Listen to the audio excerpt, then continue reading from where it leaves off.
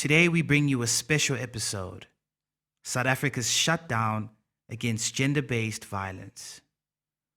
Over the next 20 minutes, we'll explain what the Purple Movement is, why South Africans are turning their social feeds and landmarks purple, hear the names behind the headlines, and examine whether this kind of action helps or hurts the fight against gender-based violence. Welcome to Voices Unheard. If you are joining us for the first time, please don't forget to leave a comment in the comment section. Don't forget to like and subscribe. And if you love our content thus far, please turn on the bell notification to receive weekly updates on new releases. Let's start at the beginning. In November 2025, a grassroots campaign led by organization Women for Change asked South Africans to turn purple, changing their profile pictures, wear purple ribbons, and take part in a planned nationwide shutdown intended to show how essential women are to the functioning of society.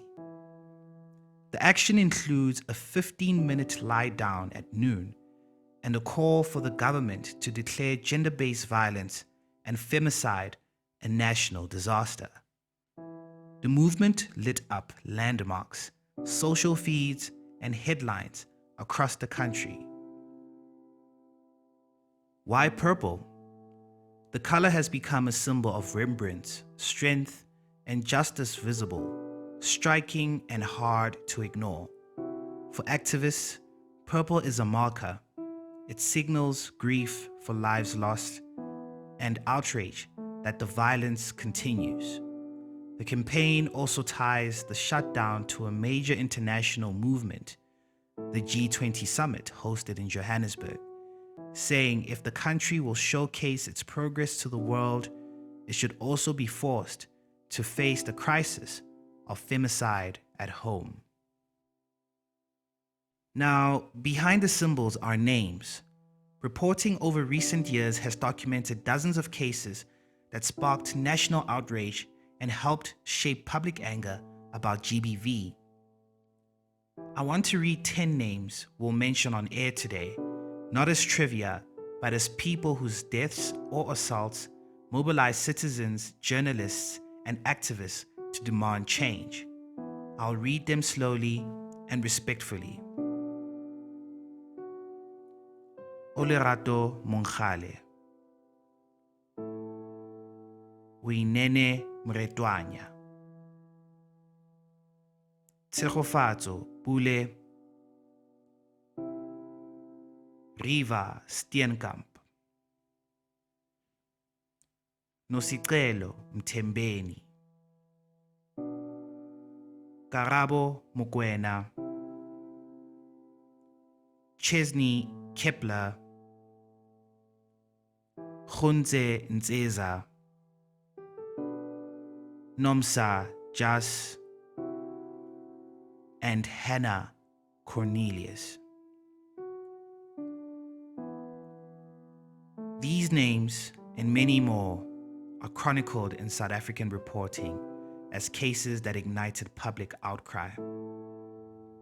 Each name represents a life, a family, and a story that highlighted systemic failures: policing, prosecution, social support, and often a culture that tolerates or hides violence. While the Purple Movement is national in scope, certain provinces and regions in South Africa have shown stronger participation. The campaign is being promoted across the country, with the call for the shutdown and the use of the purple profile pictures extending to all provinces. This support is visible in Gauteng, where landmarks such as the Nelson Mandela Bridge and the Mall of Africa have been illuminated in purple. In Cape Town, the iconic Table Mountain has also been lit purple, while in the Eastern Cape, Rhodes University joined the movement by lighting its buildings in the same color. These examples highlight the widespread support for the movement across different parts of South Africa. Here is a quick snapshot of a few of these cases to give context. Uinene Mretanya, a 19-year-old student, murdered in 2019 after going to a post office. Her death sparked huge protests and call for reform. Tsegofatso Pule, 8 months pregnant in 2020, was found murdered, later reporting, and court outcomes highlighted betrayal and premeditation. Ulurato Mongale, killed in 2025 after a date, became another flashpoint in a long list of femicides that activists say show the scale of a normalized form of violence. Riva Steenkamp's death in 2013, a high-profile international case, remains a touchstone in South Africa's public conversation about intimate partner violence. Numbers matter here. Recent reporting cites thousands of women killed year on year. In one national snapshot, more than 5,500 women were reported murdered in the year 2023 to March 2024. Activists use numbers like a woman buried every 2.5 hours to drive home the scale. These statistics are widely reported and used to justify calls for urgent structural change. So what does the Purple Movement want beyond the color and the rallying of movements? The movement's leader asks for several concrete things: for gender-based violence and femicide to be declared a national disaster, which they say would force a whole of government response, for better policing, faster prosecution, trauma-responsive health services, and for consistent resourcing of prevention programs and survivors' services. The organizers have also asked people to withdraw economic and social labor for a day to illustrate women's contribution and absence in society. The movement has been powerful in its visibility. Landmarks and public spaces have been lit purple, thousands changed profile pictures, and the hashtag Women Shutdown trended as people shared their reasons for joining. Supporters say the campaign amplifies survivors, forces the issue onto the national and global agenda, and shows solidarity across class, race, and geography. But not everyone is convinced this is enough. Critics have voiced two major concerns. First, performative activism.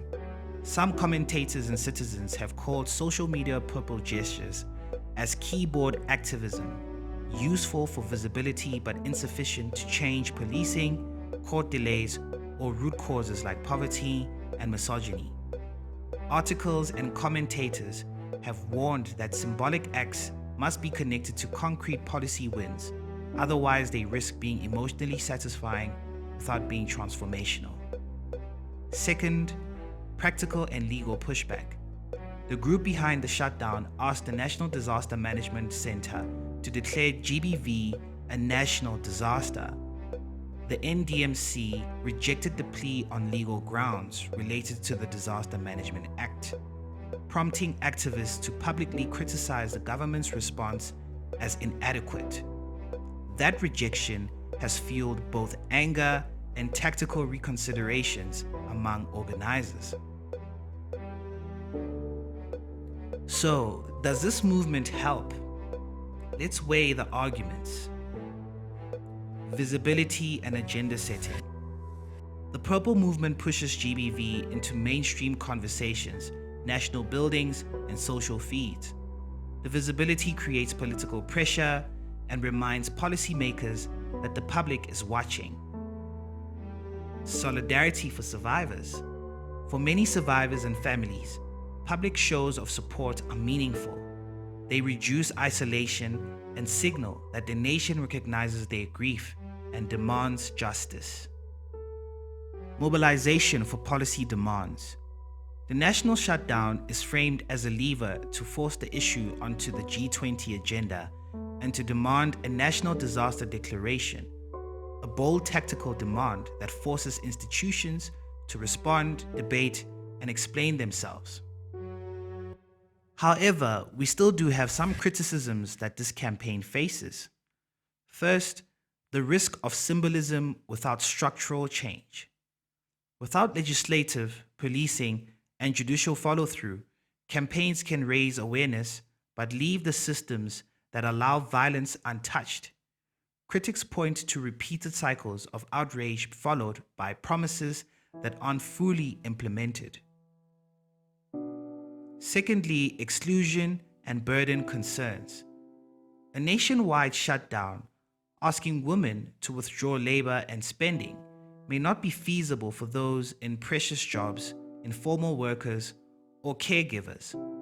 Critics ask whether strategies inadvertently penalize the very people they aim to protect. This was a line of a critique in commentary and social debate. And lastly, government pushback and legal limits. The NDMC's rejection of the disaster classification demonstrates institutional limits to the campaign's demand and raises questions about what legal routes exist to secure the changes activists want. On balance, many organizations and survivors' networks say movements must do both: amplify public outrage and build the long, boring institutional work, supporting prosecutions, funding shelters, training police, reforming courts, and changing social norms through education. Visible protest opens doors. Sustained advocacy walks through them. Let's return to the names we read earlier for a moment. Each is tied to complex, often painful legal cases and grief. Mentioning them isn't about sensationalism. It is about remembering that behind every statistic is a person. News reporting summarizes these cases precisely because they expose systemic failures and compel people to act. If your show notes includes links, please add reputable reporting so listeners can learn more responsibly. If you want to support action beyond sharing a purple profile picture, here are concrete steps listeners can take. Donate or volunteer at accredited local shelters and crisis centers. Support survivor legal funds that help pay for representation and protective orders. Pressure local representatives. Email and call to ask for increased resourcing for specialized police units and for faster prosecution of GBV cases. Sponsor education programs that teach gender equality in schools and communities. Listen to survivors. Center survivor voices in any campaign, work and consult survivor-led organizations about what they need. Women for Change and many grassroots collectives often publish action steps on their sites. Before we close, a reminder: symbols like purple matter. They are the first step in recreating a story that a nation tells itself about who matters. But symbols must be married to policy, budgets, and accountability. The question now is, what happens next? Will this wave of purple lead to real policy change, stronger protection for women, and justice for those who have been silenced? Or will it fade like many movements before it? I'd like to hear from you. Do you believe the purple GBV movement is truly making a difference? Or do you feel it needs to evolve to create lasting change? Share your thoughts, your hopes, and your honest reflections. Every voice counts in shaping what happens from here. In the meantime, South Africa, let's rise above the fear, the silence, and the pain that gender-based violence has caused in our homes, our communities, and our hearts. Let's rise with compassion, with courage, and with a promise that every woman and child deserves to live without fear. To every survivor listening, you are not alone. Your story matters, and help is available. If you or someone you know is experiencing gender-based violence, please reach out for more support. The GBV Command Center in South Africa's number is 0800 428 428 or dial 1207867#, free from any cell phone for help. You can also SMS HELP to 31531 for immediate assistance. Contact local police or visit the nearest Tutuzela Care Center. They provide medical care, counseling, and legal support for survivors. If you can't speak safely, ask a trusted friend, neighbor, or community leader to contact these services on your behalf. Remember, reporting saves lives, and healing begins with reaching out. South Africa, let's rise together, not just in words, but in action.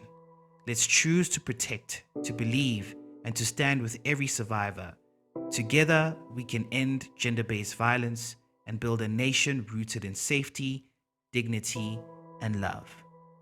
Let this be a call to action for accountability, for safety, and for change. Because until every voice is heard, none of us can truly say we are free from the echoes of violence. Thank you for watching Voices Unheard.